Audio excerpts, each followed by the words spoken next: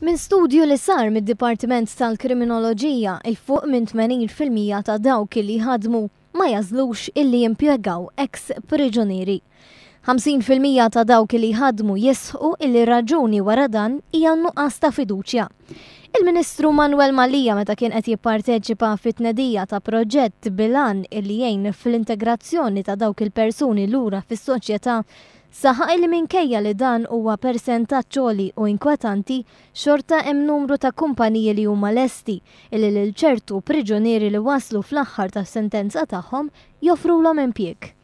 L-inizjattiva bl-isem ta' Better Future Promoting an Equal and Inclusive Labour Market hija mmexxija mill-Kunsill Lokali ta' Rahal Gdid b'kollaborazzjoni mal-Faċilità Korrettiva ta' Kordin, id-Dipartiment tal-Kriminoloġija fl-Università ta' Malta, id-Dipartiment tal-Edukazzjoni u l-Emkast.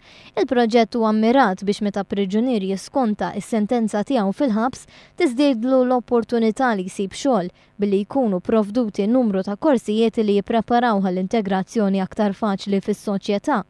Min-naħa tiegħu il-Ministru għall-Edukazzjoni Everest Bartolo stqarr li għandu jsir kull sforz possibli sabiex tinbidel l-atitudni tas-soċjetà u l-mod ta' kif tħares lejn dawn il-persuni.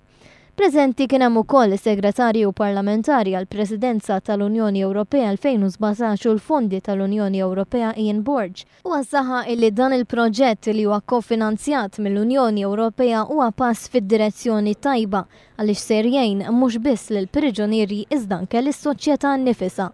Il-proġett mistenni ikun implementat fl-2014.